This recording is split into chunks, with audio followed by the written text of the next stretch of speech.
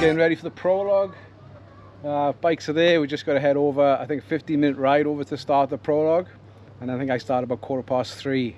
So it's pretty hot, but it is cooling down because it's 2:30 now. But yeah, not the best time to have prologue. But there you go. We get it done, and then the big ride starts tomorrow.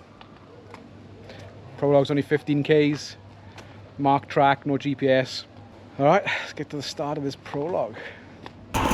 Oh, here we are, people on the way to the start line for the prologue, following the Jeep, following the little Suzuki, through the streets of Kazan Lak. Urban Enduro. No GPS is needed for today. 15k mark track. In between iron and bronze, they say. Or they call it hobby and expert.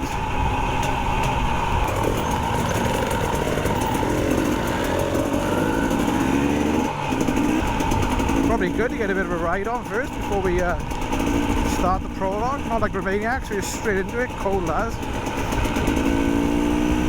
Alright, let's get to it. Alright, here we are at the start of the prologue of the 6 days crazy job. My start time's about 3:15. It's about 70, 80 of us here, I think. And yeah, let's go. Well, after re-watching that intro, I think I was a bit worried at that stage. I definitely don't look too enthusiastic, that's for sure. Hopefully, getting into the ride will settle the nerves. Here we go.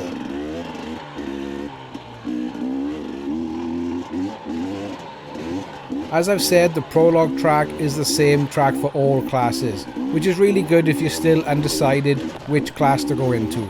The organisers just told us that this track difficulty is somewhere between standard and expert.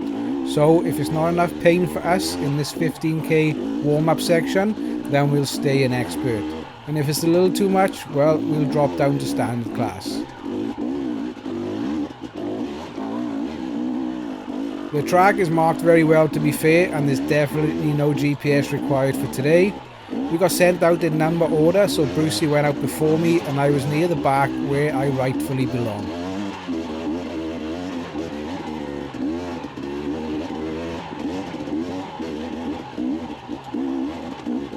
It's a strange start time for a prologue, 3 o'clock in the afternoon, but hopefully the hottest part of the day is behind us. We will find up once we get up on them mountains and things start to get a little spicy.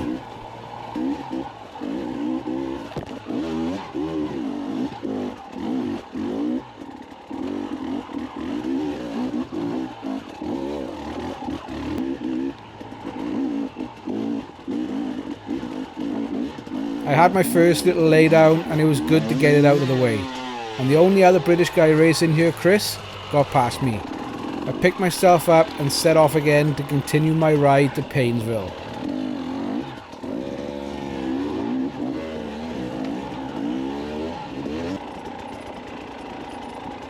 It was pretty intense, to be honest, I guess because in my head, you know, it's still a prologue, albeit a 15k one.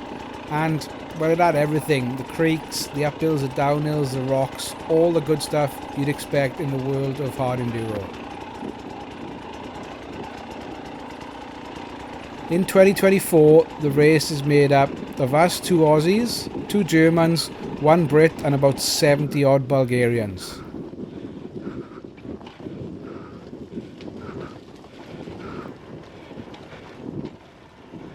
The track was sick, I loved it, and it settled my nerves about the week ahead.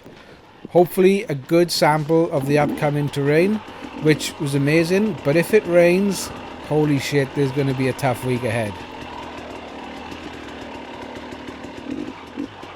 At this point I thought I must be so close to the finish, but when I looked at my watch to see how far I went, I was like only halfway.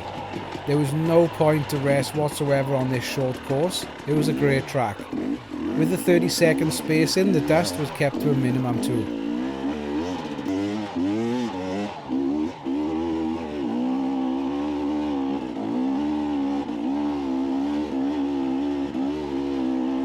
The downhills were particularly tough for me, but I stayed on the bike and rode them all. Some of them I probably should have got off, but I held on and it paid off. No more crashes and it felt great.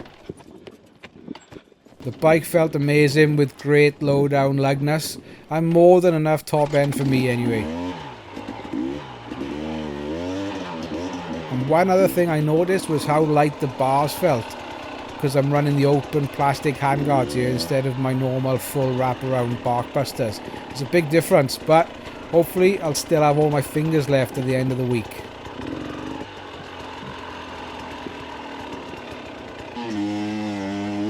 The grip on this single green Midas was next level in these conditions too, struggling to keep the front down. Sometimes when I wanted it to spin, it would just refuse and I'd be hopping around all over the place.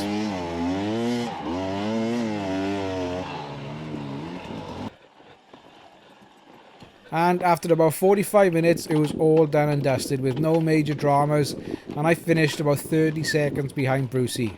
I suppose we're just so in sync with each other with the amount of riding we do together back in Queensland.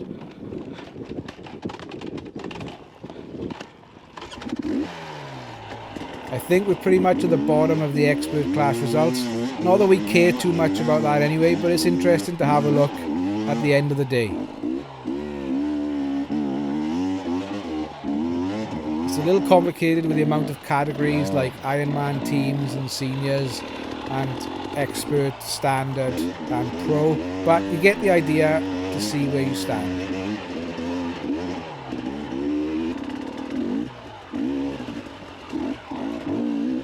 So it was time for me and Brucey to have a quick meeting to decide what class to take. It didn't take long, and yes, we are staying in expert class, which they say is like a silver Romaniacs.